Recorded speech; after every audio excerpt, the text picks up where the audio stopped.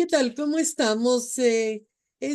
Nos da muchísimo gusto el día de hoy, 7 de junio, de presentar la nueva era del Seminario de Estudios Prospectivos con el webinar Conflictividad Social, que nos va a hacer el honor de impartirlo el maestro Raúl Balbi.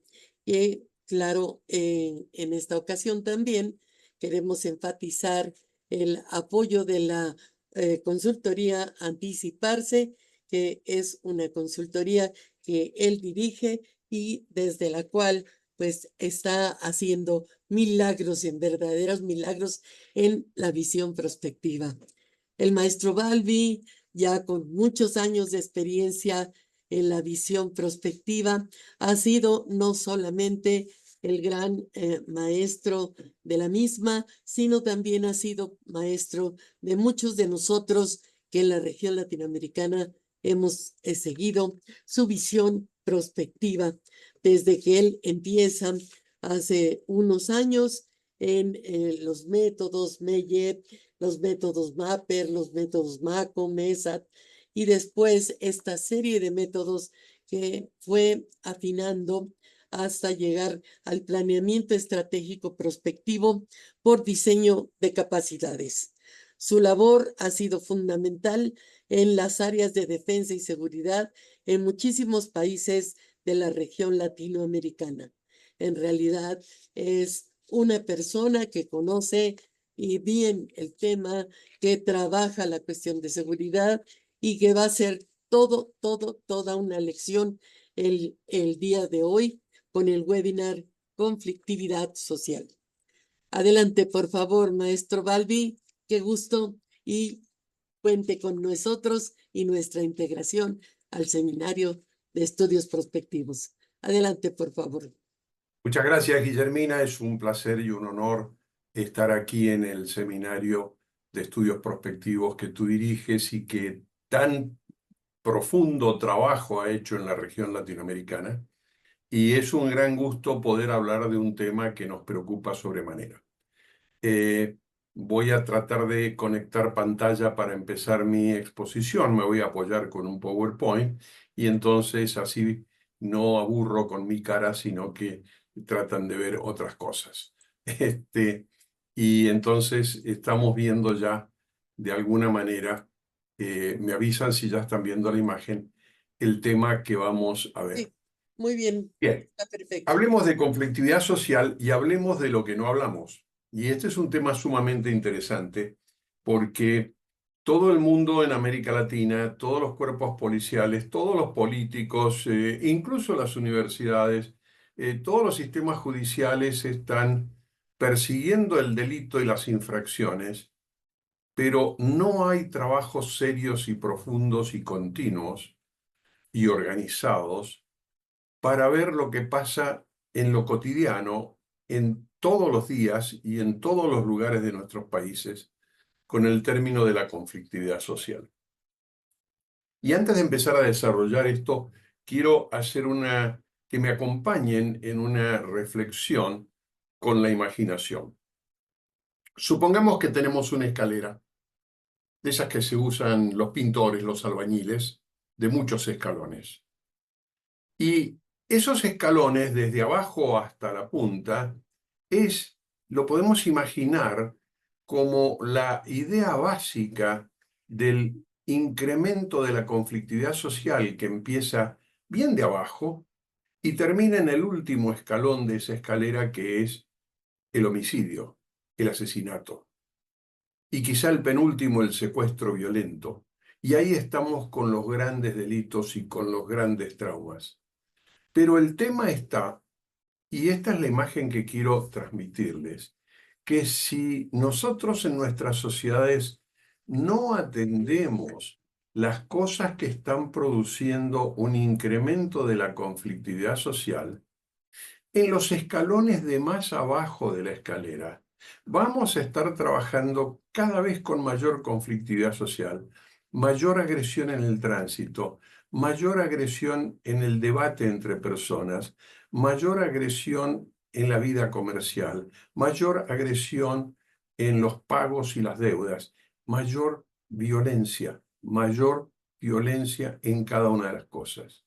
Y si cometemos el gravísimo error de no atenderlo y no tratar de solucionarlo, lo que vamos a estar haciendo es lo que hoy se llama con una palabra extrañísima, pero que de alguna manera se ha hecho dueña del tema, que es la naturalización de la violencia. Es decir, empezamos a acostumbrarnos a vivir en un mundo, en un ambiente con ciertos grados de violencia, y allí no la estamos corrigiendo, no la estamos frenando, no la estamos eliminando. Y en esa escalera que yo les mencionaba significaría que sin darnos cuenta hemos ya trepado varios escalones de los de abajo, pero estamos mucho más cerca de los escalones máximos del homicidio, del secuestro violento y del crimen organizado. Atención con la conflictividad social, que es un fenómeno que está creciendo en la región, está creciendo de mil maneras distintas y no lo estamos atendiendo. ¿Qué vamos a hacer hoy? ¿Qué pretendo mostrarles yo a ustedes? De alguna manera lo que vamos a hablar es cómo se puede encarar de alguna manera el estudio y el análisis y el tratamiento de la conflictividad social. Para eso vamos a mostrar una manera simple, elemental, que puede ser modificada, enriquecida, cambiada, como ustedes quieran, pero hemos seleccionado de una manera estándar de nuestros métodos una pequeña cadena metodológica para poder estudiar este fenómeno de conflictividad social. Y entonces, a partir de ahora nos vamos a meter en lo que sugerimos sea el esquema que tenemos que montar, armar, perfeccionar para hacer un adecuado estudio y análisis y detección de la conflictividad social. Vamos a ello. Primero, algunos conceptos. ¿Qué entendemos por conflictividad social? Fíjense ustedes, no lo voy a leer en particular, pero el primer párrafo nos dice claramente qué se entiende por conflicto social, y es un conflicto generalizado entre grupos sociales relevantes. Hay una definición muy antigua, tiene más de 50 años, casi 70 años, la de Lewis Coser, que realmente es muy interesante porque dice que la conflictividad social, el conflicto social es una lucha por los valores y por el estatus, por el poder y los recursos escasos, en el curso de la cual los oponentes desean neutralizar, dañar o eliminar a sus rivales. Atención con eso. Estamos hablando de la génesis del caldo de cultivo. Estamos hablando de aquello que si se desata y se consolida, nos puede poner en situaciones realmente graves. ¿Estamos?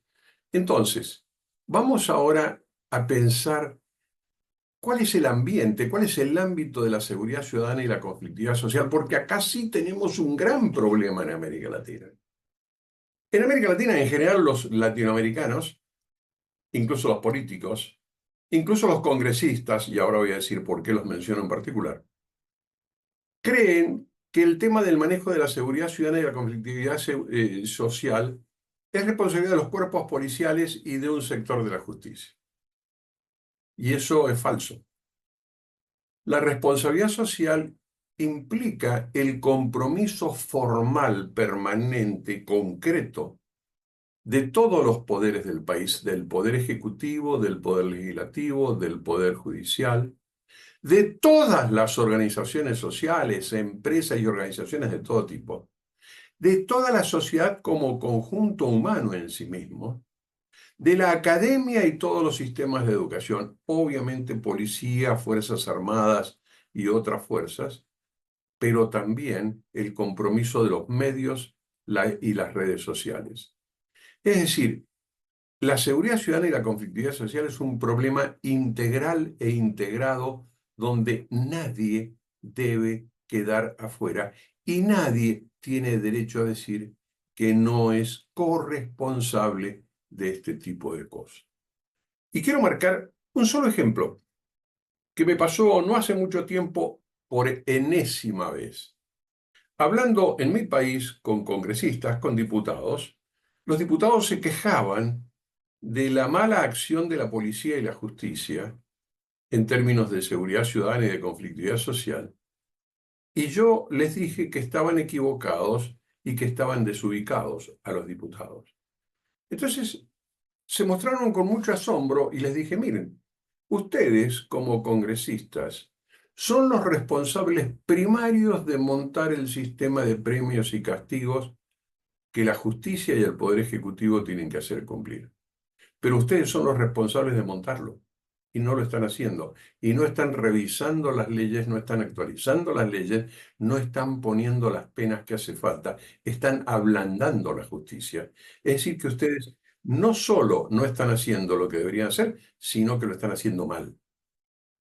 Bueno, se produjo un debate que ustedes se imaginarán cuál es, pero los congresistas terminaron convencidos de que a ellos también les tocaba una parte importante. Y entonces, de esta manera podemos estar viendo esta conflictividad social y lo complejo del problema que enfrentamos hacia la seguridad ciudadana. Entonces, vamos a poner algunas ideas de estos dos temas, seguridad ciudadana y conflictividad social, para irnos ubicando. Fíjense ustedes, es una responsabilidad compartida. ¿Por quién? Por todos. Necesitamos gobiernos comprometidos. Gobiernos, sí, gobiernos completos con todas sus organizaciones. Necesitamos una sociedad comprometida. Necesitamos poderes legislativo y judicial comprometidos. Necesitamos un trabajo interagencial integrado y coordinado. Y acá viene lo más difícil. Necesitamos realmente una transformación cultural integral y profunda. Tenemos que reconocer, buscar y eliminar las falencias del corpus jurídico y de los protocolos de actuación que tenemos. Por otra parte, vamos a seguir escuchando a funcionarios y ejecutivos que se creen no comprometidos, que critican el sistema. No, los funcionarios ejecutivos deben estar comprometidos, entonces no criticar, sino ver qué hacen para resolver los problemas. Pero además necesitamos diseñar, trabajar, estudiar nuevas metodologías de análisis, tanto en temas de inteligencia como de planeamiento estratégico anticipativo. Es lo que nuestro grupo ha venido haciendo. Seguimos. Un punto fundamental es el análisis de los complejos fenómenos sociales. No me voy a detener en esto porque es amplísimo y necesitaríamos varias semanas para hablarlo.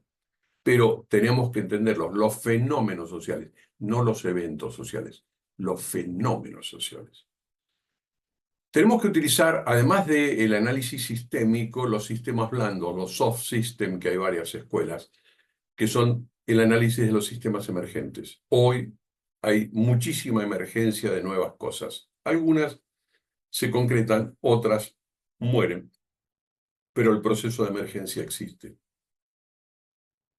Tenemos que centrar el foco principal de todos los análisis y de todas las acciones en las conductas adecuadas. Y tenemos que dejar claro que delitos e infracciones son conductas inadecuadas. Y en los marcos jurídicos tenemos que poner todas aquellas conductas inadecuadas. Por lo tanto, el trabajo que tenemos que hacer cuando hablamos de este cambio cultural es hacia lo que podríamos llamar, en términos coloquiales, las buenas costumbres. Y necesitamos además anticipación estratégica continua. Voy a poner un solo ejemplo. ¿Cuáles serán los conflictos sociales que emergerán del grupo etario que hoy tiene entre 5 y 15 años dentro de 10 años cuando ese grupo etario tenga entre 15 y 20 años? Y así sucesivamente. Otra cosa es entender y realmente lograr analizar a fondo la complejidad de las cosas que nos rodean. Todos los espacios y vericuetos de la interacción humana, lo que significa la incertidumbre y lo que significan los procesos continuos de transformación. Y todo esto encaminado hacia los mejores resultados de prevención y gestión de riesgo, pero no lo podemos hacer si en definitiva, y es la última frase, no llegamos a un claro conocimiento de las causas. Este es el desafío.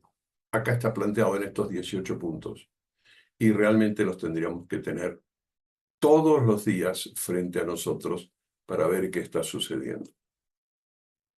Entonces, ¿qué necesitamos para atender hoy la conflictividad social? Lo primero es reconocer los conflictos existentes y su evolución futura posible y los posibles conflictos de futuro. Es decir, el análisis y evaluación de conflictos. Para eso tenemos un método, enseguida vamos a ver algunas características, el método MACO, desarrollado que tiene ya casi más de 20 años de vigencia y ha dado un éxito terrible. Necesitamos hacer un análisis y evaluación de conflictos. Otra cosa que necesitamos hacer luego de haber reconocido los conflictos es, esos conflictos tienen actores y los actores actúan en función de las percepciones que tiene cada uno de ellos, actuales y futuras, de la realidad. Ninguno de nosotros opera desde la realidad absoluta. Operamos desde nuestras percepciones de la realidad. Por lo tanto, tenemos que utilizar un método que lo tenemos desarrollado desde los años 90, el método MAPPER de análisis de percepciones de los actores. Conflictos, actores, percepciones, empezamos a entender la dinámica de la conflictividad social. Y además, hay un tema que es fundamental. Debemos detectar las características del núcleo motriz del escenario actual y de los escenarios futuros. Si hoy tenemos un escenario de conflictividad social, todo escenario tiene 3 parámetros. El parámetro físico que lo posiciona, lo ubica, nos dice dónde está ocurriendo. El parámetro específico, que es el tema principal, puede haber muchos temas alrededor, pero el tema principal que está analizando. Pero también es importante, es vital analizar el parámetro psicológico-emocional que tiene todo escenario a través de los actores que están involucrados. Y entonces, acá es necesario plantearse y estudiar el método de análisis y detección de escenarios psicológicos y emocionales de alta criticidad, altamente críticos. El método de SIC, que también hemos desarrollado y es fundamental. Entonces, tenemos que analizar el o los conflictos actuales, futuros, la evolución de los actuales y cuáles pueden venir. ¿Cuáles serían las percepciones de los actores involucrados en todo esto? ¿Y cuáles son las características de los escenarios que se generan a raíz de la interacción de los actores en cada uno de estos ambientes? Este es el análisis que tenemos que ver para poder detectar de alguna manera el grado de conflictividad social. ¿A quiénes interesa este tipo de análisis? Bueno, acá ustedes lo tienen. A todos los funcionarios del sistema público y privado con capacidad de decisión. Porque solo haciendo esto pueden tomar medidas y sobre todo, ir hacia adecuadas estrategias de prevención y de gestión de riesgos, con tal de eliminar, mitigar o hacer control de la conflictividad y los delitos. ¿Y cuál es la importancia que tiene este análisis? Precisamente es porque si se hace un buen análisis y se detectan anticipadamente lo que puede ocurrir, ¿no es cierto?, permite desarrollar estrategias preventivas que tienden a disminuir la comisión de delitos y contravenciones y mejorar la calidad de vida. Entonces, vamos a entrar en algunos detalles más. Digamos que tenemos en esta cadena módulos. Vamos a hablar del primer módulo. ¿Cómo se analiza y evalúa un conflicto y cómo se estudia su futuro? Bien. Normalmente en nuestro método nosotros hemos dividido a los indicadores de análisis en un grupo de estática del conflicto y en un grupo de dinámica del conflicto. Lo vamos a ir mencionando simplemente. En la estática del conflicto, lo primero que tenemos que reconocer es cuáles son los actores que están involucrados y de qué manera están involucrados.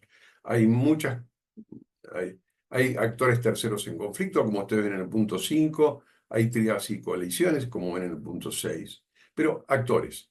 Luego que tenemos reconocidos los actores, tenemos que entender y tratar de determinar cuál es el grado de conciencia del conflicto que tienen los actores. Esto es muy importante. En muchas cosas que vivimos todos los días, hay actores que no tienen conciencia del conflicto y creen que tienen un derecho. Cuidado con eso. Lo otro que es que tenemos que ver o tratar de dilucidar los objetivos de los actores, vinculado mucho eso al poder de los actores, y además cuáles son y cómo actúan los terceros en conflictos, y un tema fundamental es el armado de las tríadas y coaliciones. Un autor, Kaplow, escribió esto hace mucho tiempo y es fantástico realmente. Esto es lo que nos está haciendo una suerte de lectura estática del conflicto, pero ahora vamos a ver la parte dinámica. ¿Cuál es la intensidad del conflicto para todo el escenario y para cada uno de los actores? ¿Cuáles son las formas, cuáles son los elementos, las estrategias, las acciones de interacción de cada uno de los actores? ¿Cuál es la dimensión del conflicto para cada uno de ellos y cómo de alguna manera lo están viviendo, lo están trabajando y lo están sufriendo, si me permiten? Y por último, ¿cómo va a ser el final del conflicto? Si el conflicto va a terminar abruptamente o va a terminar por resolución de conflicto, que son dos cosas totalmente distintas. Esto es lo que necesitamos hacer para aprender a reconocer cuáles son los conflictos existentes hoy, cómo pueden derivar esos conflictos a futuro y cuáles pueden ser los conflictos futuros que podríamos encontrar. Pasamos al módulo 2, que es cómo se evalúan las percepciones de los actores. Y acá tenemos que hacer dos etapas de un trabajo. Lo primero, para cada actor tenemos que determinar cuál es el valor de esa interacción humana que está viviendo en cada uno de los actores. Para ello tenemos que entender cuál es la ubicación y el posicionamiento de cada actor, es decir, dónde está el actor y cómo ese actor se posiciona en ese lugar. Esto hay muchísimas opciones y realmente es un tema que requiere un trabajo muy profundo. También tenemos que reconocer cuál es la filosofía, entrecomillado, o el estilo de vida de ese actor. Si es un actor que solo se mueve con los impulsos momentáneos, si es un actor que tiene historia, y etc. Y por último, las herencias, los anclajes, la fuerza, pueden ser religiosos, culturales, étnicos y demás. Todo esto genera, todo esto define a un actor y sus posibles conductas y actividades. Entonces, lo que estamos tratando de buscar es cuál es la alteridad de actor, es decir, ver cómo piensa cada actor en que está en el conflicto. Esto de manera general. Pasamos ahora al conflicto en particular. Y cuando entramos en el conflicto en particular, tenemos que pensar cuál es el valor de ese conflicto para cada actor. Y entonces, primero tenemos que tratar de descubrir cuál es el grado e intensidad de los intereses que están en juego para cada actor. ¿Cuáles son las urgencias que ese actor tiene? ¿Cuál es el tipo de resultado buscado o esperado del actor? En función de esto, podemos trabajar y analizar cuál es el grado de libertad de acción que tiene ese actor y cómo va a actuar y cuál es el grado de compromiso que tiene ese actor. Y en función de estos 5 puntos, tenemos que analizar cuáles serían sus actitudes y comportamientos frente a riesgos, frente a oportunidades y frente a relaciones costo-beneficio. Una cosa es decir que vamos a estudiar las percepciones de los actores y otra cosa es hacer un análisis con todos estos indicadores, que por supuesto es mucho más profundo y realmente mucho más sólido y sustancial de lo que hacemos habitualmente. Pasamos ahora al módulo 3, ¿no es cierto? Dijimos ya que todo escenario tiene tres características siempre. La característica física que lo hace ubicable, posicionable. La característica específica que aborda un asunto o un asunto principal, puede haber varios asuntos más. Y la característica psicológica, que se vincula precisamente con el estudio de las percepciones y con el estudio de los conflictos, que son las conductas y actitudes, acciones y reacciones fuera de lo normal, irracionales y muchas veces violentas. Si esto se da, ese escenario está muy cerca de estar fuera de control y son peligrosísimos. Por eso lo llamamos escenarios psicológicos y emocionales de alta criticidad, de sistemas extremadamente críticos. Y entonces tenemos que estar permanentemente pensando, porque si un escenario se está moviendo dominado por la característica psicológica emocional, tengamos mucho cuidado con eso que está ocurriendo. Realmente puede ser un tema súper preocupante. Y vamos entonces al módulo 4. Ahora es las decisiones, porque hasta ahora estos análisis nos están contando de una manera muy profesional y muy científica qué está pasando.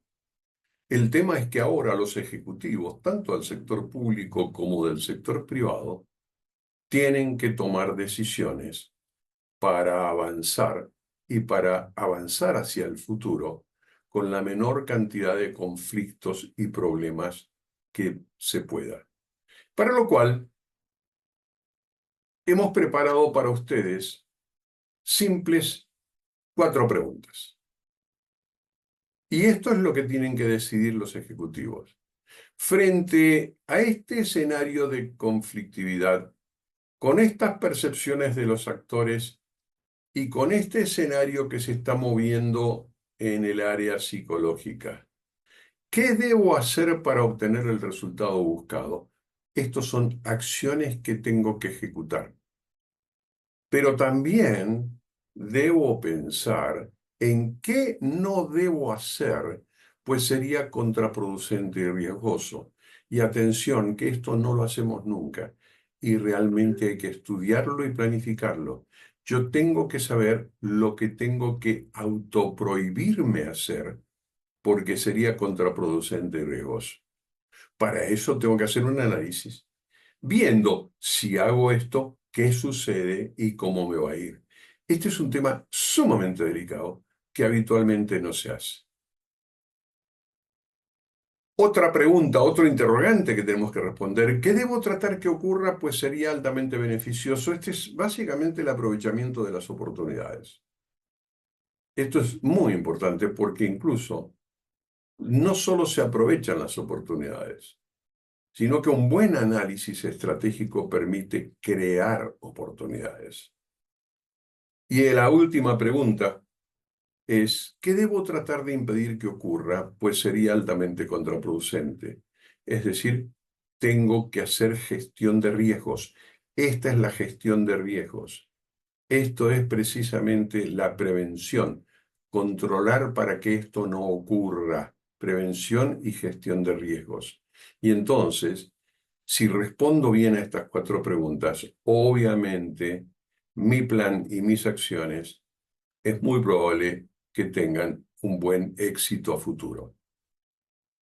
Pues bien, les quiero plantear ahora, en términos de seguridad ciudadana y conflictividad social, de todos los estudios que hemos hecho, unos pocos interrogantes de lo que debería estar funcionando para mejorar sustancialmente la seguridad ciudadana y disminuir y controlar la conflictividad social, porque me parece muy interesante.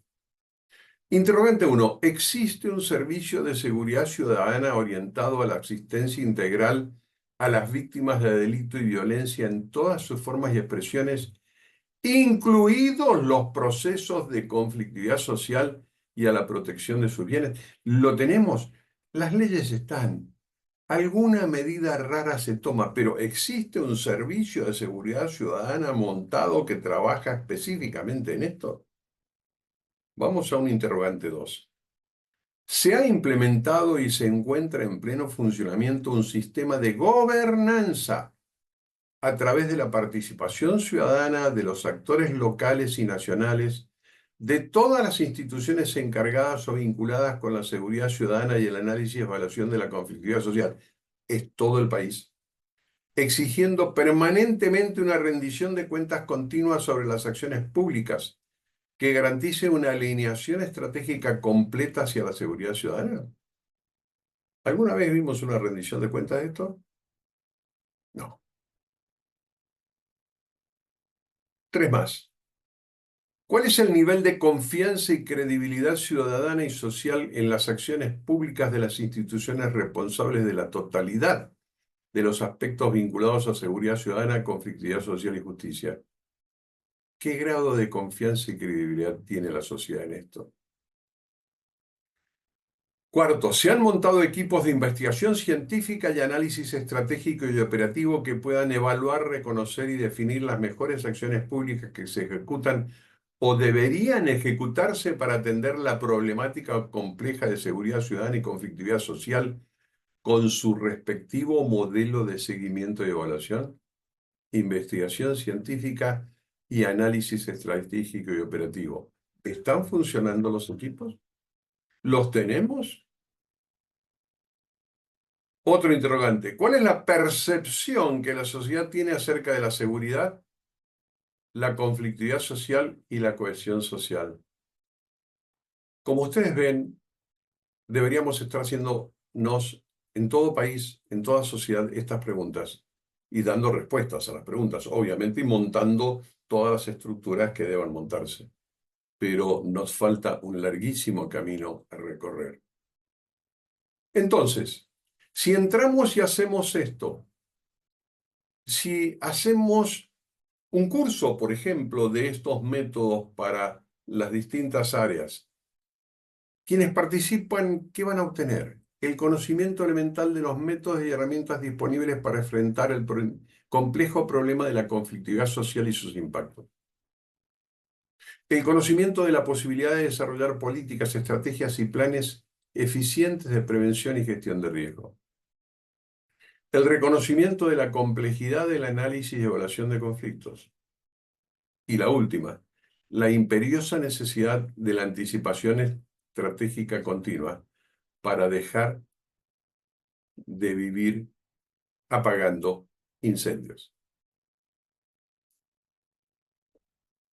Entonces, queridas amigas, queridos amigos, si usted desea capacitarse, conéctese con nosotros.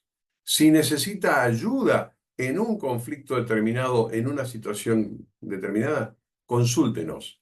Estamos para ayudarles. Llevamos años de experiencia en este campo y de experiencia exitosa. Realmente estamos a plena disposición de todos ustedes. Les agradezco su tiempo, les agradezco su atención. Acá están nuestros datos de contacto y, por supuesto, gracias a la doctora Guillermina Baena y al Seminario Internacional de Estudios de Futuro de México y de la World Future Study Federation, Vicepresidencia para América Latina. Muchísimas gracias. Buenas tardes. Muchísimas gracias al maestro Eduardo Balbi. Nos ha hecho reflexionar mucho acerca de este tema que ya diariamente, a cada momento, efectivamente empezamos a subir esa escalera, lo vemos y con una gran preocupación hay que atender ese tema, hay que pues empezar a tomar decisiones, no solamente a contemplarlo. Entonces, bueno, eso pues le agradecemos mucho esta parte, como siempre, ha sido toda una lección y vamos a dar pauta a las preguntas de los colegas que seguramente tienen muchas inquietudes con nosotros. Gracias, doctor Barbie, a nombre de la Federación de Estudios de Futuros de la área latinoamericana. Gracias por la labor que usted mismo ha hecho en toda nuestra región. Un fuerte abrazo. y damos Muchas gracias, Guillermina. Muchísimas gracias a todos quienes nos escucharon y ojalá podamos avanzar en la búsqueda de soluciones para nuestra región, que la verdad nos hace falta porque tenemos un grado de conflictividad social y de inseguridad ciudadana lamentablemente muy alto. Así que esto lo tenemos que encarar sí o sí. Muchísimas gracias y a vuestra disposición. Muchas gracias. Y damos pauta a las preguntas y respuestas de los colegas.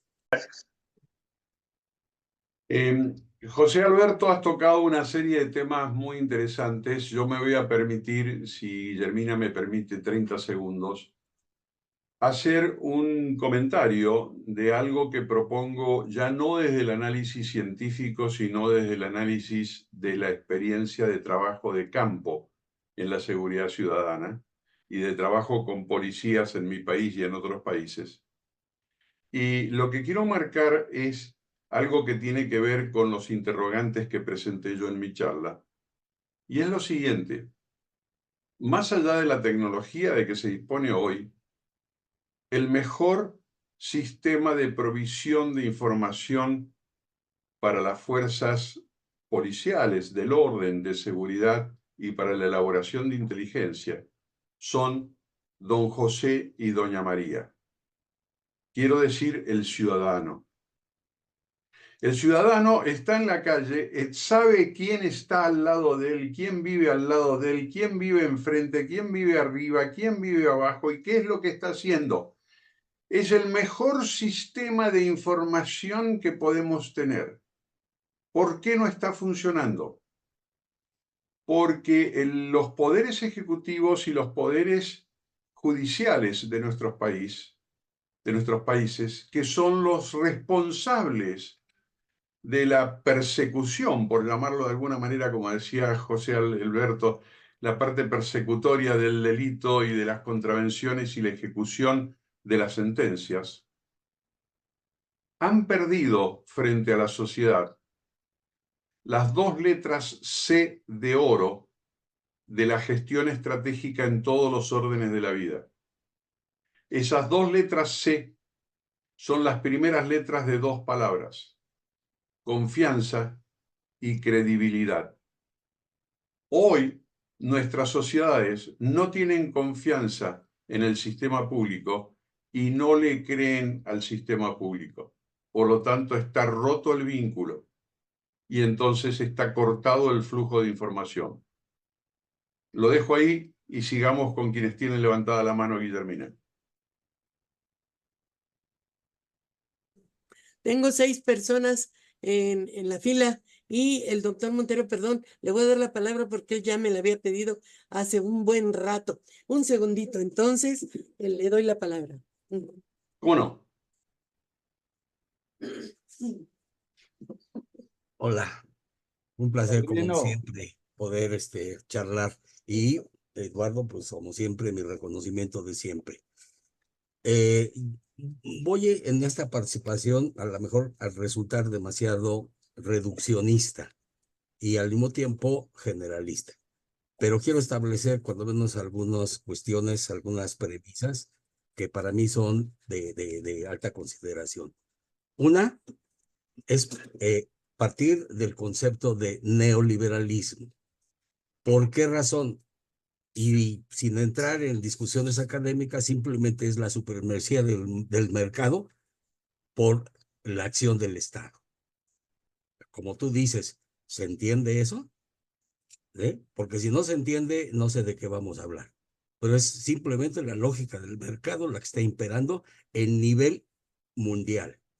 Y por ahí también se dice que si quieres entender el comportamiento de las personas, entiende el comportamiento económico. Bueno, dicho eso, tenemos que ver precisamente cuál es el papel de los actores. Porque si aquí se hablaba de la pérdida de la confianza y de la credibilidad, me parece a mí que ese es un buen punto. Sin embargo, en algunos casos, el asunto es más estructural. Es decir, me parece que va a la misma situación donde la ciudadanía es parte precisamente de una organización delictiva. o la comunidad o las personas, precisamente porque ahora todo está entremezclado y es una cuestión interdependiente.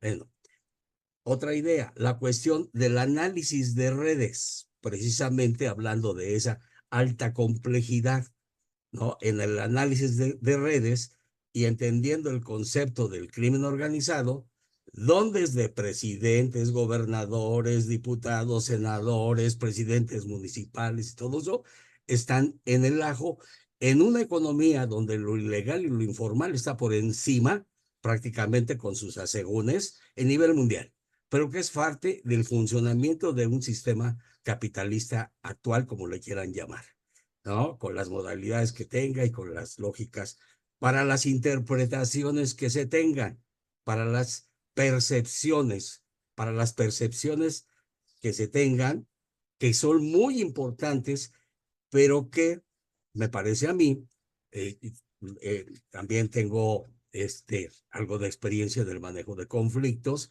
tanto en el nivel, por ejemplo, de ser profesor en esa área, como por ejemplo la cuestión misma de participar en algunas situaciones de conflictos, ¿no?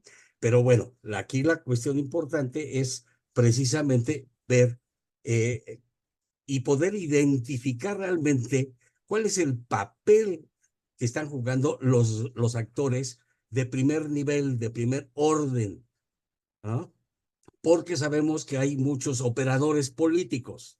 Porque, por ejemplo, para mí, la cuestión siempre va a estar mediada por la política. Y la política fundamentalmente es también económica, ¿no? Muy bien.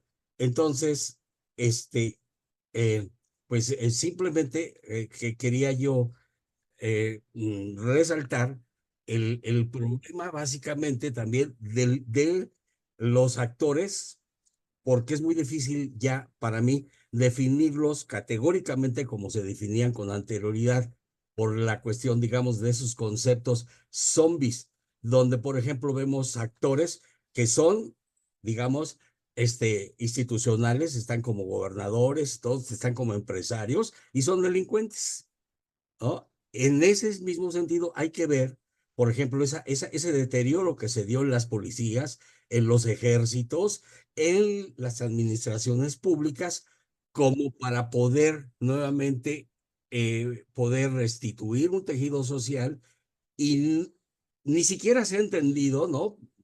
Yo creo que nuestro amigo de Michoacán lo entiende perfectamente y demás, otras personas también, ni siquiera se ha entendido bien lo que es ya el sistema, el sistema judicial, a diferencia del sistema persecutorio, un sistema acusatorio.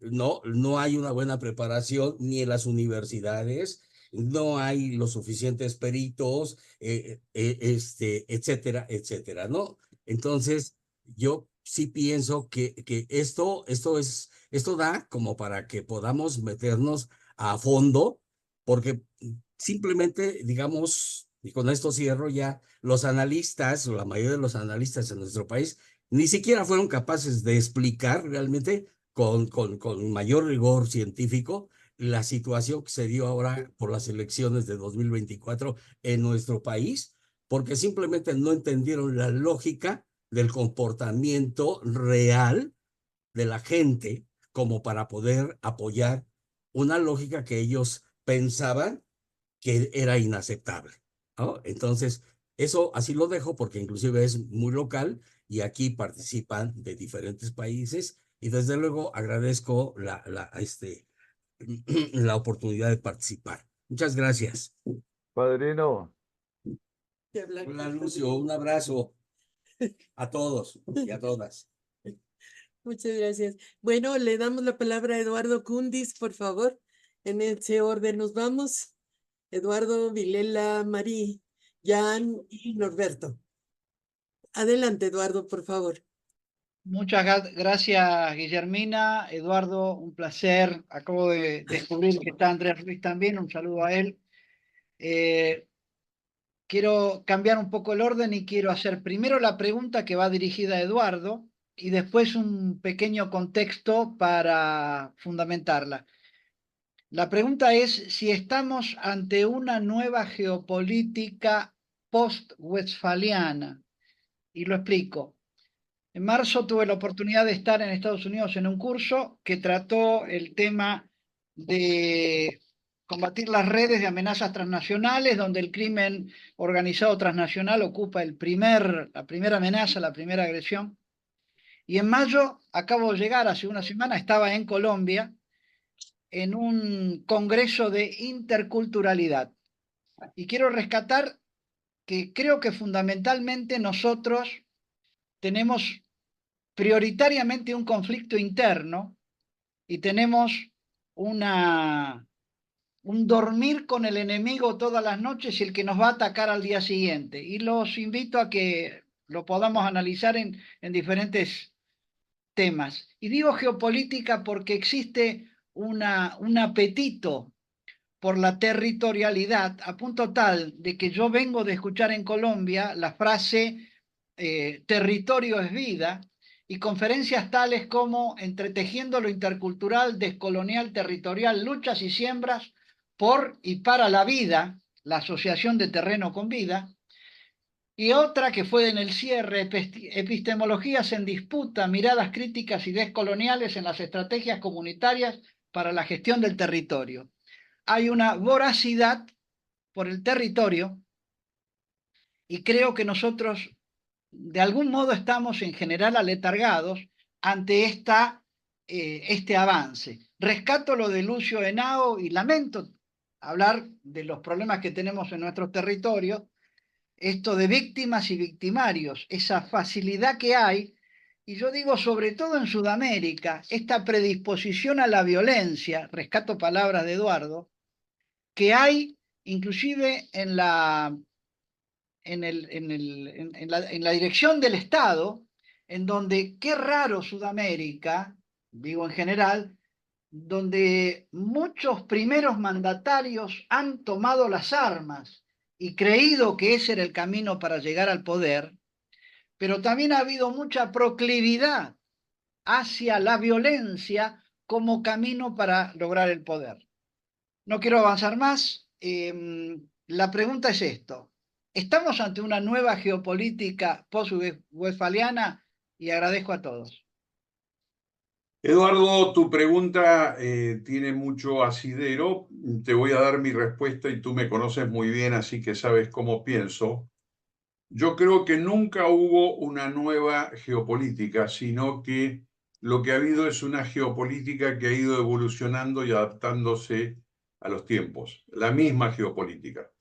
Es decir, el hecho de tratar de ver a una geopolítica estática, como muchas veces se nos enseñó cuando éramos jóvenes alumnos en alguna escuela de guerra y cosas por el estilo, a mí me produjo un daño terrible, porque después sí aparecía el líder, bueno, pero ahora estamos hablando de otra cosa. No, es lo mismo que va evolucionando, es lo mismo que va cambiando. El crimen organizado evoluciona, la tecnología evoluciona, la paz evoluciona, la guerra evoluciona, la maldad evoluciona y la geopolítica evoluciona. Entonces, eso que llamamos geopolítica, que además tendríamos que sentarnos a ver si lo vamos a seguir llamando así porque gramatical y literalmente el nombre nunca me terminó de cerrar. Nunca me terminó de cerrar, lo confieso, pero sé de qué estamos hablando y vamos a seguir usándolo hasta que lo cambiemos. La geopolítica es es un análisis que trata de ver cómo evolucionan los intereses y el ejercicio del poder. Intereses y ejercicio de poder. En este momento los intereses lo tenemos claro, creo, no tanto en Argentina, donde no sé si la sociedad argentina tiene claro sus intereses.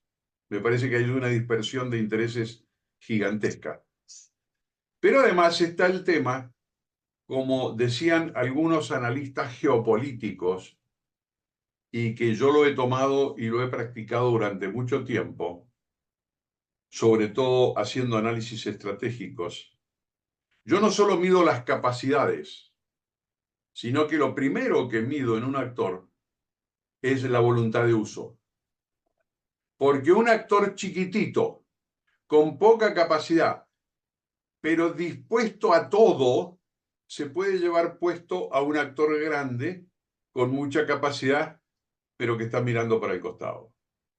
Entonces, en definitiva, no es tanto la capacidad, sino la voluntad de uso. Usando este concepto en lo que dije antes, intereses y voluntad de uso de su poder para obtenerlos, entonces ahí sí puedo tener una lectura más concreta y aterrizada de la dinámica interactiva de conflictos, cooperación y competencia de lo que hoy llamamos, desde hace muchos años, un enfoque geopolítico. ¿De acuerdo? Lo dejo ahí porque es un tema para analizar. Muy bien, bueno, precisamente se aceptan propuestas, opiniones para cambiar el nombre de geopolítica. Yo quería proponer terripoder, pero no me gusta tampoco mucho. Por aquello de territorios y Está bien, poder. sigamos pensando, Guillermina, Sigamos sigamos pensando a pensando. ver qué hacemos. Perfecto. Mientras, Vilela, Nilton, adelante, por favor. Hola, ¿qué tal? Mi estimado Eduardo, Guillermina. Bueno, les saluda Nilton desde Perú. Eh, bueno, yo tengo bastante material porque justo ayer hemos tenido conflicto social. Eh, no sé si me van a permitir, me explayo un poco más. Eh, Hemos tenido un conflicto a nivel interno, donde los servidores públicos pedían aumentos de sueldo, beneficios y todo el tema.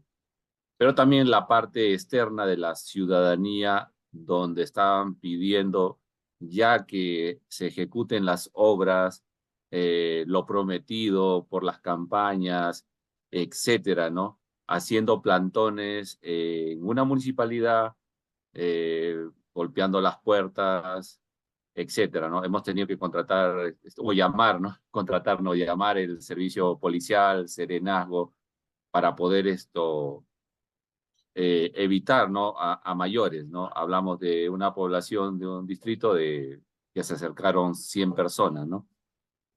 Sobre esa premisa, yo tengo mi punto de vista y ustedes ya me corregirán, Eduardo y Guillermina, que esto se da, si vamos a hablar a nivel macro, por la misma situación económica, por la identidad social, por la poca presencia del Estado en esos territorios y la comunicación del Estado a esos ciudadanos. Por otro lado, también tenemos ciudadanos con derechos y deberes, que ellos piensan que, bueno, el pueblo se levanta y hay que atenderlos. Yo creo que tampoco comparto esa opinión cuando salen arengas, el pueblo necesita que sea atendido.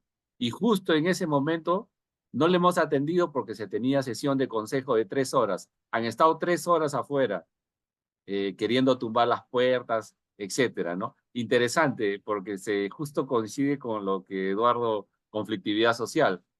Entonces estoy dando todo el contexto y estoy diciendo de mi punto de vista que esto es un tema a nivel macro, burocracia, economía, etcétera, ¿no? Y también a nivel profesional, considero que este método nos va a ayudar también a reducir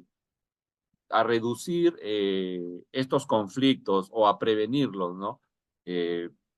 Bueno, eso sería, en resumen, la casuística real de un día, o sea, ayer.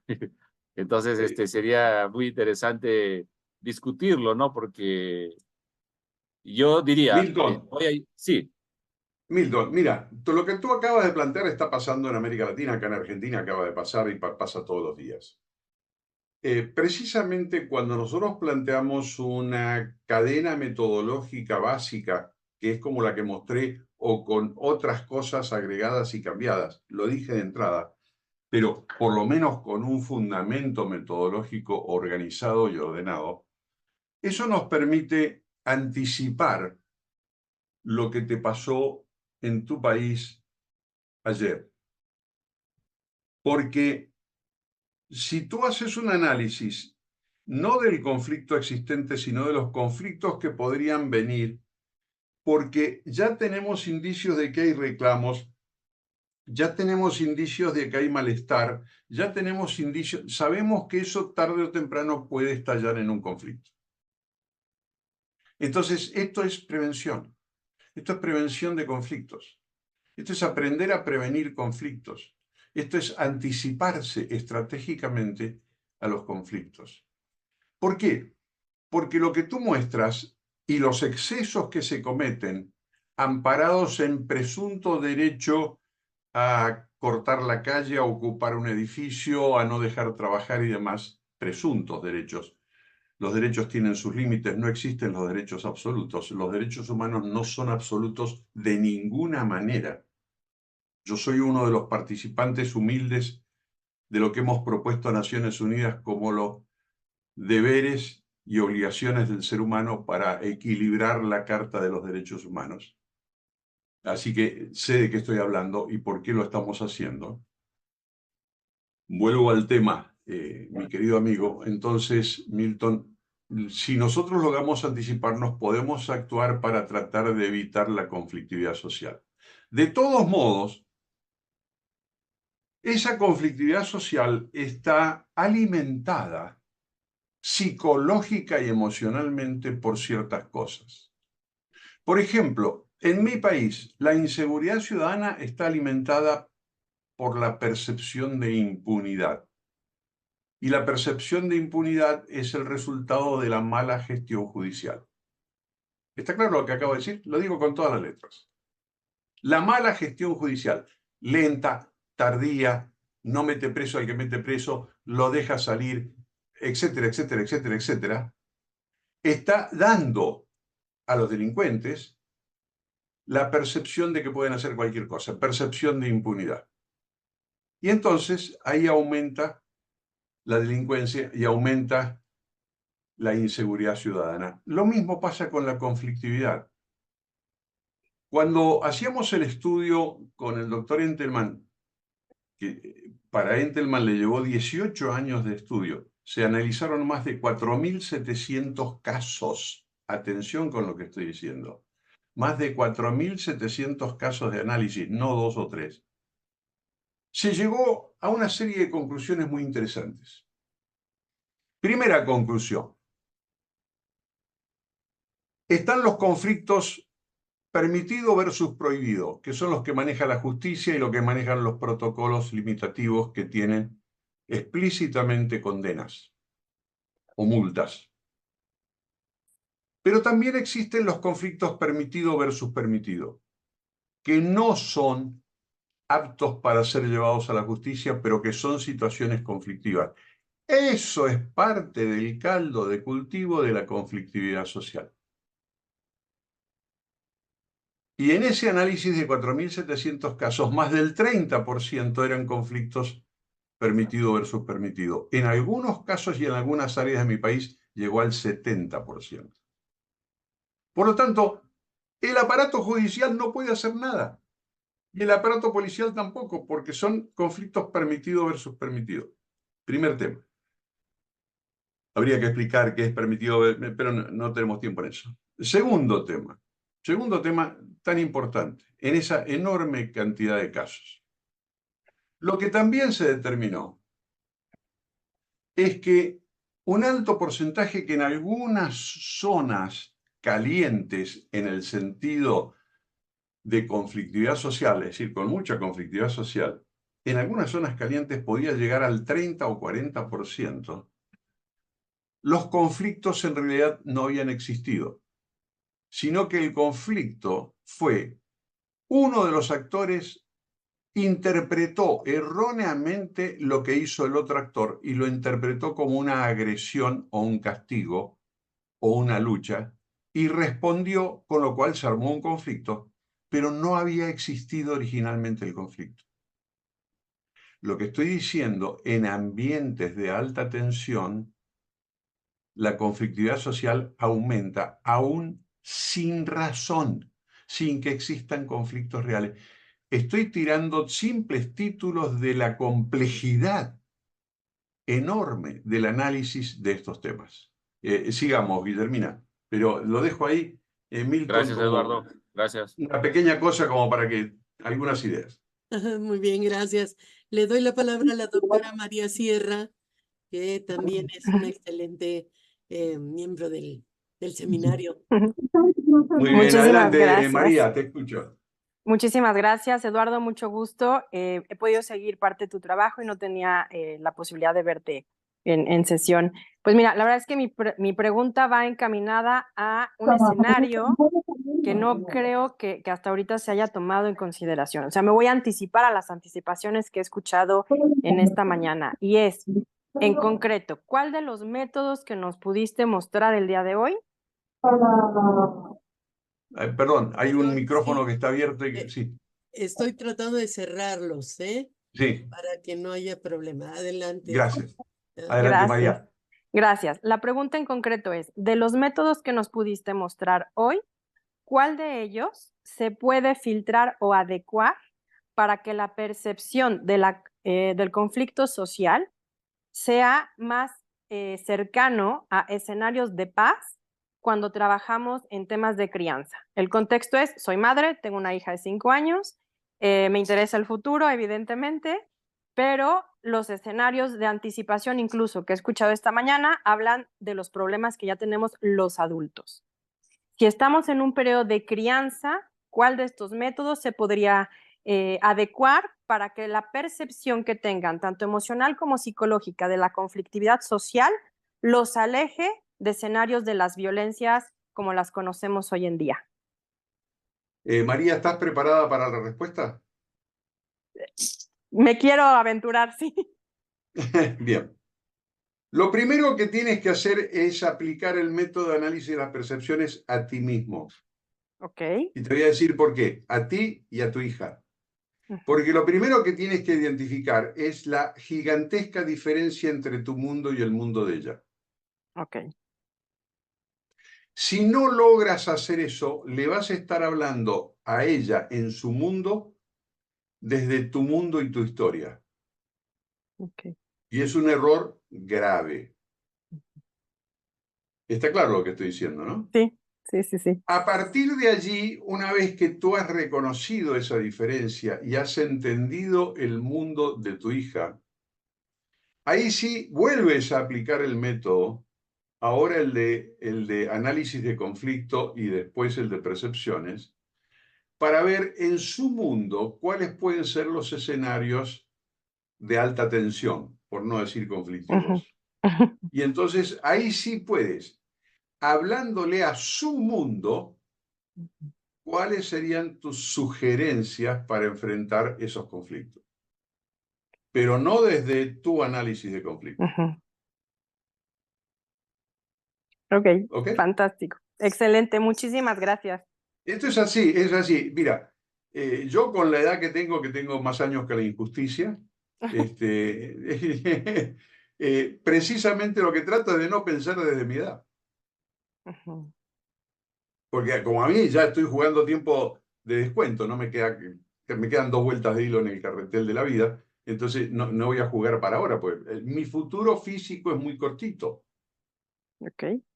Yo quiero pensar en el futuro de mi sociedad. Entonces tengo que entender cómo piensan. Ok. ¿Ok? Perfecto, Listo. te lo agradezco muchísimo. Bonita tarde. Nada. Gracias. Excelente, muy bien. Bueno, tiene la mano, levanta la mano todavía Jan y Norberto Gaglia y luego Edgar Victoria. Le vamos a dar la palabra a nuestra queridísima, estimadísima Jan Gurgich, coordinadora de la FED desde Costa Rica. Adelante, por favor, Jan. Gracias, querida Guillermina, y muchas gracias, Eduardo. Ha sido fascinante, especialmente para alguien que vivió 5 años en Haití y tuvo que vivir durante 2 golpes de Estado y evacuación y bla, bla, bla. Muy interesante. Y he estado tratando de apuntar aquí como psicóloga, o sea, ¿qué podemos hacer nosotros que no somos especializados en este área de seguridad y conflicto, pero que sí sabemos algo porque hemos estado en diferentes situaciones? Acabamos de escuchar esta mañana. ¿Qué podemos hacer nosotros como académicos, como personas que podemos influenciar, como acaba de decir la profesora María, pensando en su hija, y yo pienso en mis estudiantes, ¿no? Y es interesante porque yo derivo 3 ideas que usted mencionó, que creo que nos pueden interesar, y ahí va mi pregunta a ti. Y son 3 conceptos que acabo de escuchar en otra reunión, totalmente diferente el tema, cambio climático y la cumbre del futuro.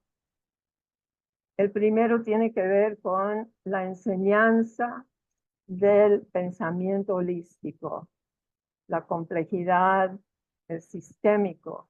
Usted nos dijo una vez que pasó 10 años estudiando cada año un tema diferente.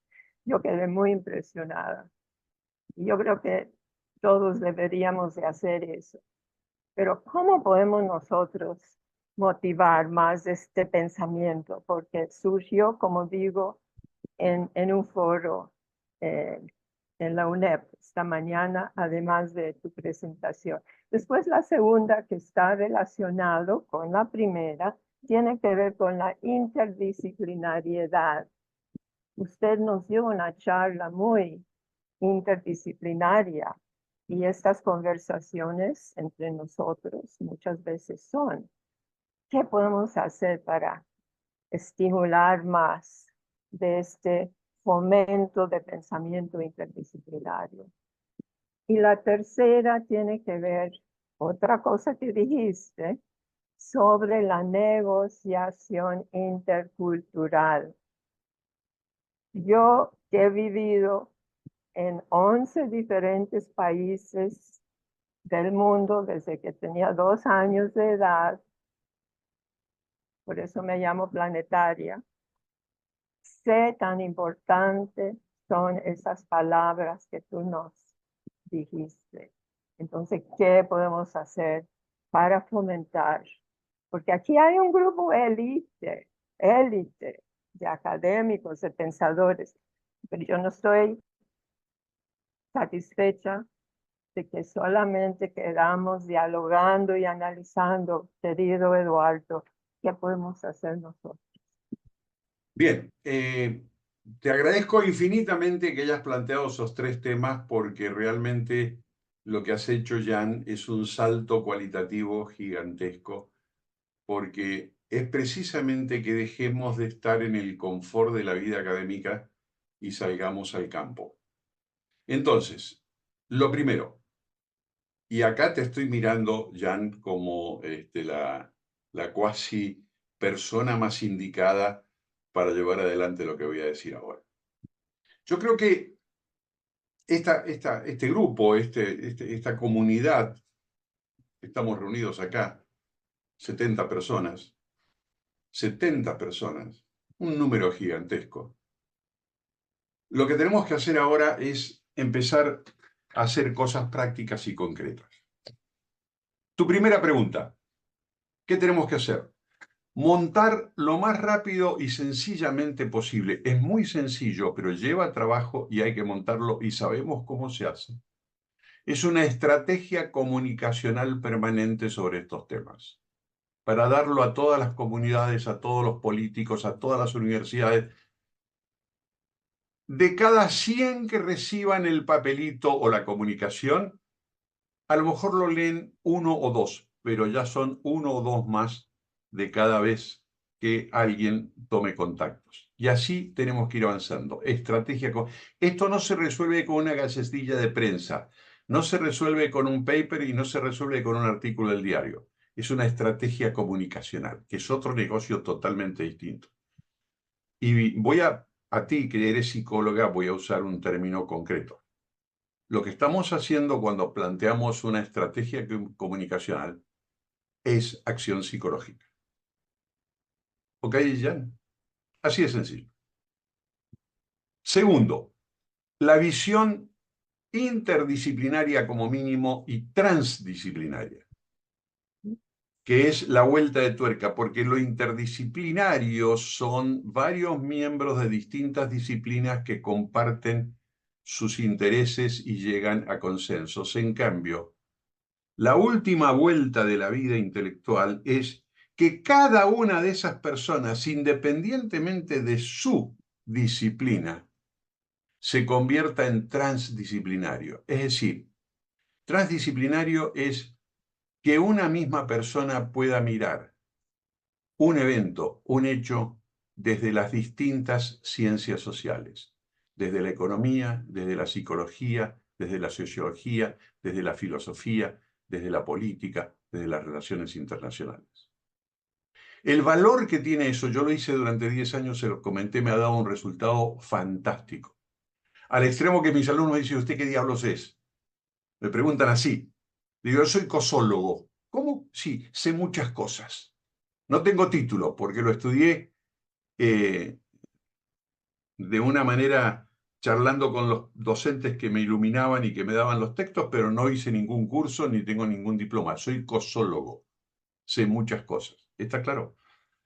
Entonces, la segunda es buscar el trabajo inter y transdisciplinario en todos los análisis del mundo. El gran drama y problema está en nuestras universidades. Yo he mirado los programas de más de 50, 60, 70 universidades de América Latina, de pregrado y de posgrado. Y entonces, muchas universidades muy bien armadas con competencias profesionales, los arquitectos con arquitectura, los médicos con medicina, los ingenieros con ingeniería. Pero cuando sale el arquitecto, no tiene la menor idea de cómo manejar una empresa constructora, porque no tiene los aprendizajes de las competencias de gestión. ¿Está claro lo que acabo de decir? Una cosa son las competencias profesionales y otra cosa son las competencias de gestión. Lo que nosotros necesitamos en América Latina es competencias de gestión. Nuestro problema no es que haya mejores o peores profesionales. No saben gestionar. Bueno, ya tenemos varios trabajos, Jan. No sé si me Muy olvidé del último. cierto. Muy cierto. El último, interculturalidad. Bueno, la interculturalidad, tienes razón. Bueno, eso para mí es fundamental. Pero es fundamental porque yo lo he practicado en los hechos, en el campo. Por ejemplo, a ver, si están presentes acá colombianos y que conocen bien a Bogotá, me van a entender. A mí me tocó ayudar a la Policía Nacional de Colombia para hacer una negociación intercultural con la gente de Ciudad Bolívar. Ciudad Bolívar es en la montaña que rodea a Bogotá, una zona donde ni la policía entra. Está claro lo que estoy diciendo, ¿no? Donde ni la policía entra. Bueno, y entonces ahí había que hacer una negociación cultural, porque no es que ellos fueran de otra cultura, de otra etnia o de otra tribu. Vivían distinto y tenían una forma de gobierno y de trabajo distinta. Y eso es otra cultura. Y hay que aprender a negociar. Cuando yo formaba parte de un equipo de negociación muy grande de Argentina, que tenemos en nuestras manos los méritos de haber resuelto negociaciones internacionales, nos dimos cuenta que muchas veces fracasábamos o teníamos problemas porque no respetábamos la cultura del otro. Y ahí nació el método de negociación intercultural. Entonces, en uno de mis contratos en Ecuador, donde las nacionalidades indígenas manejan la Amazonia y de donde sale el 95% del petróleo que produce Ecuador, a los negociadores del Estado ecuatoriano, yo les decía, ¿con quién van a ir a hablar? Y vamos a ir a hablar con el jefe. No, no, con el jefe no. ¿Cómo se llama el jefe? ¿Qué es un cacique? ¿Un rey? ¿Qué es? ¿Y la mujer qué rol cubre? ¿Y los príncipes qué rol cubren? Ah, no tenemos la menor idea. ¿Y cómo van a negociar? Está claro lo que estoy diciendo, ¿no? Entonces, cuidado con eso. Cuidado que en nuestros propios países, incluso el análisis de los rangos etarios y de los rangos sociales son distintas culturas. Muy importante, Eduardo. Para la doctora María, yo solamente quiero decir que yo me crié con un padre que nos decía, ¿qué es la cosa más importante en el mundo, chicas? Y todas las hermanas contestábamos, la cosa más importante en el mundo es aprender a caminar en los zapatos de los otros. Oh, wow. Claro, exactamente, brillante. Muchas brillante, gracias. Capacidad brillante. empática se llama también. Gracias. Así es. Tenemos Muchas dos gracias. todavía. Tenemos dos pendientes y finalmente a Norberto Guaclia. Perdóname, apenas estaba en la fila ya desde hace rato.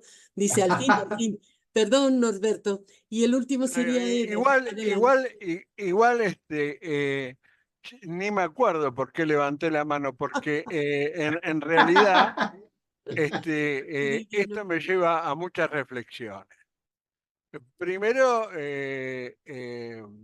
como siempre, el éxito que acompaña las presentaciones de Eduardo, no voy a decir que no dejan de sorprenderme, pero en realidad superan a la media de este tipo de encuentros. Otro ejemplo que encuentro hoy y una enseñanza que la tenemos que aprovechar todos es la diferencia que hay cuando uno escucha estas conferencias a través de YouTube o cuando puede participar a través del Zoom. Porque en realidad, mucho más allá de la exposición de Eduardo, que todos sabemos que es esclarecedora, no voy a decir brillante, pero es esclarecedora, las reflexiones que vienen después por parte de los participantes, en realidad crea un clima de enriquecimiento y de cooperación que es muy, pero muy importante y que creo que el éxito reside en esto. El éxito reside en la capacidad de que podamos cooperar y colaborar entre nosotros y descubrir. Ahí habló nuestra colega sobre la próxima cumbre del futuro en las Naciones Unidas. ¿De qué se va a hablar? ¿Qué le van a proponer? Eh, Nosotros, que somos 70, que estamos inmersos en la incertidumbre, que convocamos para hablar de un tema que es conflicto social o conflictividad social, y nos despierta millones de interrogantes que tienen que ver a partir de definir el conflicto, definir a la sociedad, definir a la violencia, definir a la seguridad. El conflicto tiene que ver con la seguridad, tiene que ver con la violencia o tiene que ver con la justicia social. Yo escuchaba la definición, mejor dicho, todo lo que formaba parte del conflicto social y en realidad me parecía, mucho más allá de la intención de Eduardo, que no creo que fuera esa, pero Eduardo estaba definiendo los conceptos básicos de lo que nosotros, acá en la Argentina, discutimos por justicia social. La justicia social no la administra nadie. La justicia social es aquella justicia en la cual cada uno toma lo que le corresponde y de la mejor manera posible. Entonces, el conflicto social está muy vinculado al tema de justicia social. Y entonces, en realidad, ¿cuándo aparece el conflicto social? Cuando hay una necesidad insatisfecha o hay una percepción de un acto de injusticia que se está cometiendo. Pero, no, y después ahí quiero responderle a Eduardo, esto no es post-westfaliano, esto es post-westfaliano, es post-Bertolt Brecht, es post acuerdo de, digamos, acuerdo de Washington. consenso de Washington, digo, es dinámico, como dijo, y geopolítica, en realidad era aquello que estaba vinculado a lo que es el espacio vital, a la tierra, el territorio, era la política que se vinculaba a la defensa del territorio, hoy en realidad está más vinculado a lo que es lo que debería ser la defensa de los recursos. Y hoy los recursos se enfrentan al avance de las finanzas. Así que esto es muy, pero muy, pero muy complejo y que yo no lo voy a resolver, sino voy a incorporar un otro gran interrogante. Yo de toda esta conclusión de hoy llegué a una conclusión de que es necesario un Estado presente. ¿Por qué? Porque donde el Estado no está, no se puede ejercer el monopolio de la violencia y ese espacio es ocupado por el narcotráfico y por la criminalidad internacional. Entonces indica que tiene que haber un Estado presente. Entonces, y acá en la Argentina hoy nos trae una gran contradicción donde se está peleando contra bueno, es un tema personal, es un tema ideológico local, pero hay que defender el Estado tiene que estar presente, tiene que estar en todos esos espacios, ¿no?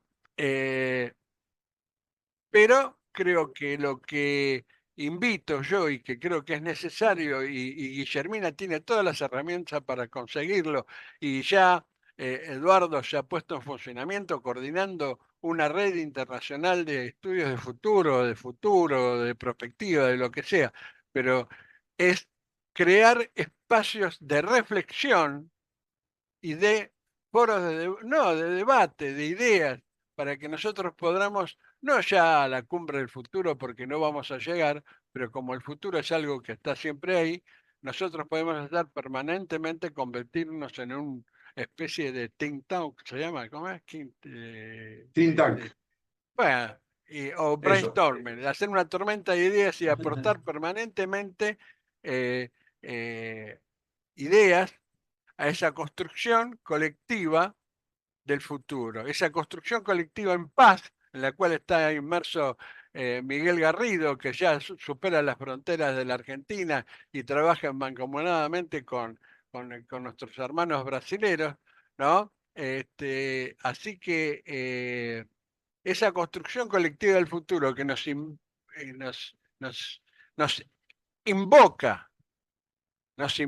y nos incluye a todos, es una responsabilidad que creo que debemos aprovechar y que creo que estos espacios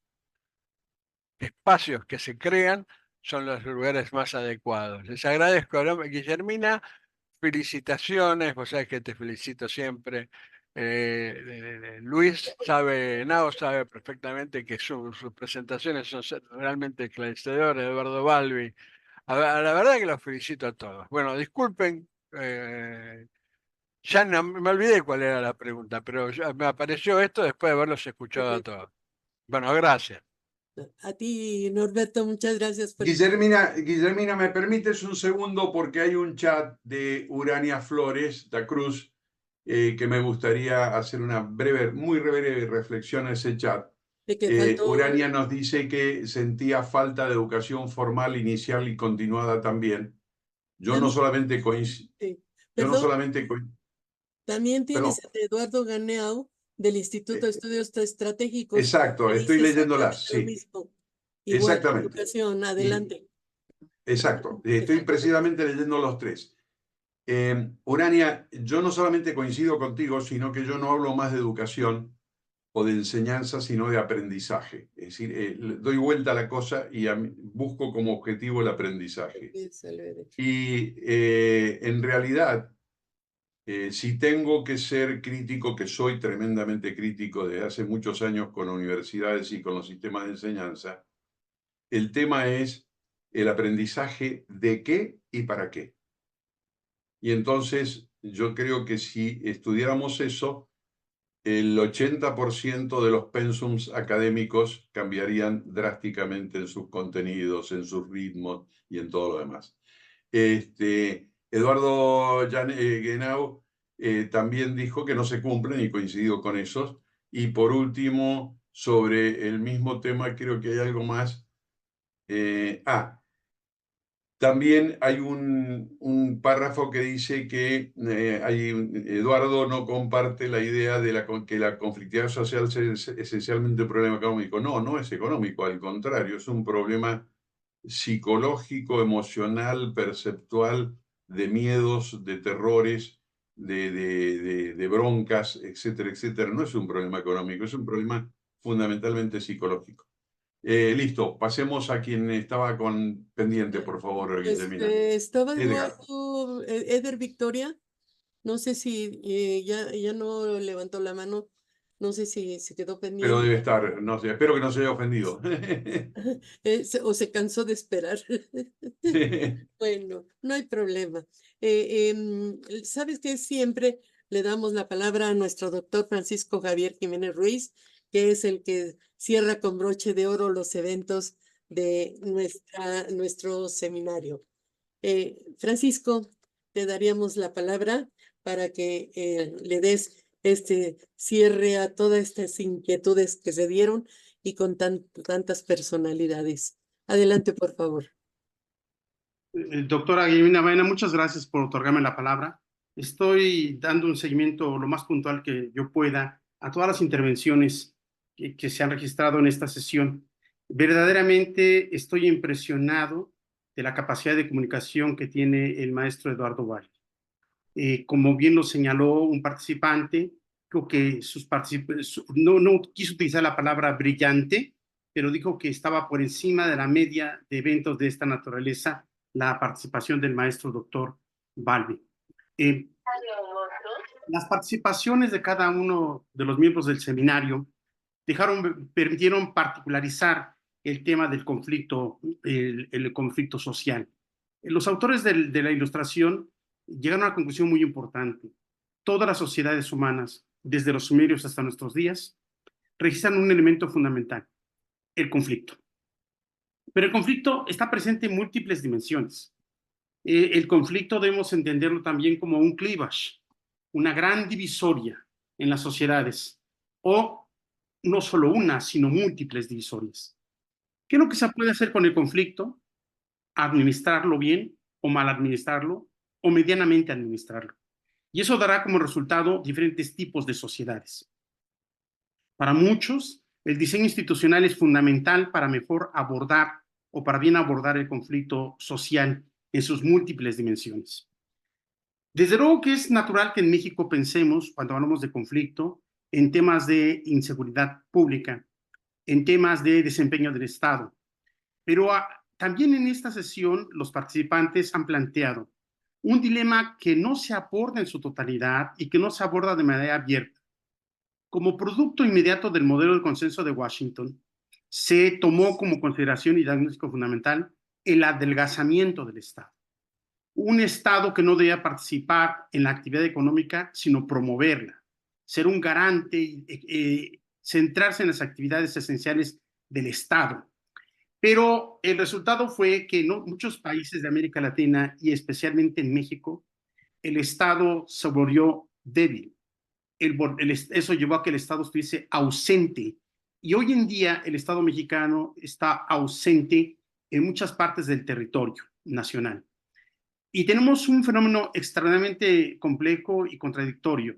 Tenemos gobiernos políticamente fuertes, gobiernos medianamente fuertes en el ámbito económico, pero gobiernos débiles para poder enfrentar a los cuerpos, a los organismos de los factores reales de poder, entre los cuales está la delincuencia organizada y los grupos de narcotráfico, los grandes carteles. Es decir, la ausencia del Estado dio paso a que esos espacios que quedaron vacíos los ocupasen otro tipo de fuerzas y actores. Entiendo que la propuesta del maestro y doctor Eduardo Balbi va en múltiples dimensiones.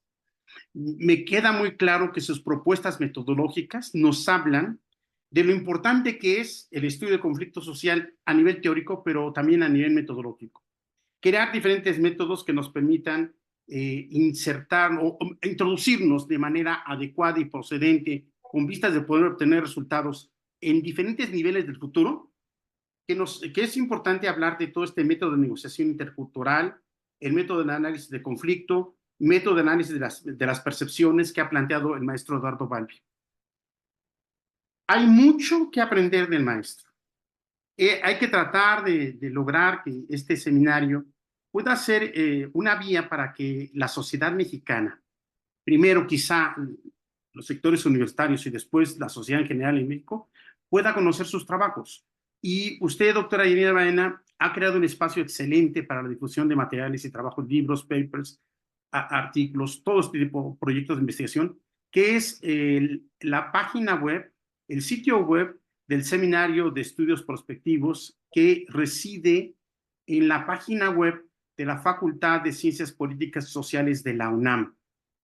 Sería un gran placer que el maestro Eduardo Balbi pudiera prestar algunos materiales que se pueden colocar en esta página web, que es de libre acceso para la comunidad universitaria, y que los jóvenes, los profesores, las profesoras de nuestra facultad y las autoridades académicas puedan abrevar de las lecturas y de las enseñanzas del maestro Eduardo Balbi.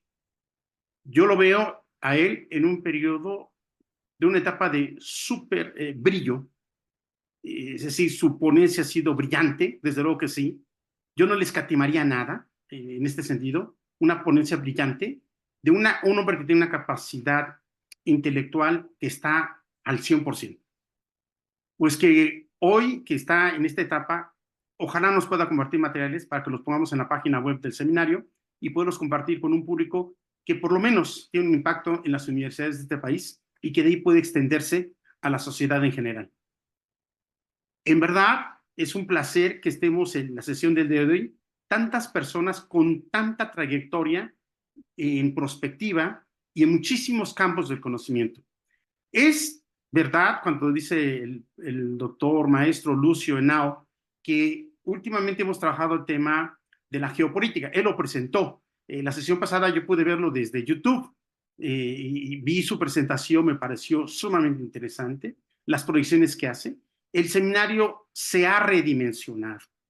Este seminario de estudios prospectivos está redimensionado gracias a las vinculaciones que usted, doctora Guillermina, ha logrado para con el mismo.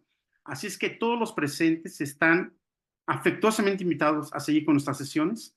Hoy estamos en los webinars y miren qué calidad se tiene con el maestro Eduardo Balbi. Felicidades, gracias maestro, gracias por compartir estos conocimientos. Lo queremos tener por mucho tiempo. Quisiéramos conocerlo en persona, pero si no, esta es una vía excelente para conocerlo a usted, escuchar su voz, ver su imagen, pero también nos gustaría ver más trabajos escritos para compartirlos a nuestra comunidad universitaria. Gracias. Muchas gracias, Francisco.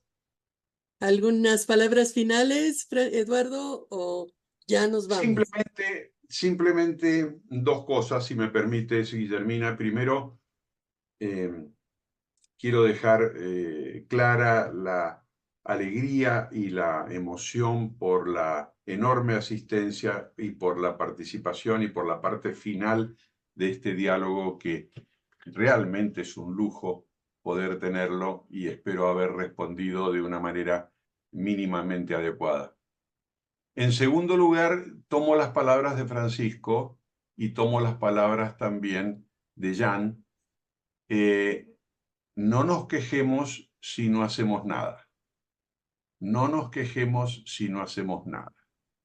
Entonces, si yo ahora me quedo con los dos chips que todavía tengo útiles en mi cerebro, los demás están todos quemados por la edad, me quedan apenas dos y que andan más o menos. Además son tan viejos que no hay repuesto. Los voy a hacer trabajar para que, tomando lo que dice Jan y lo que dijo Francisco, voy a usar lenguaje histórico egipcio, para ver qué diablos inventamos, ¿ok? Para ver qué diablos inventamos y qué diablos podemos hacer.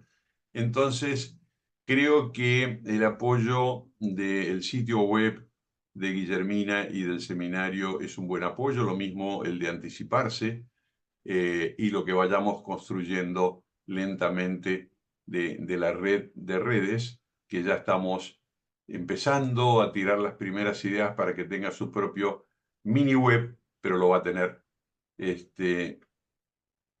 Creo que podemos hacer, creo que debemos hacer.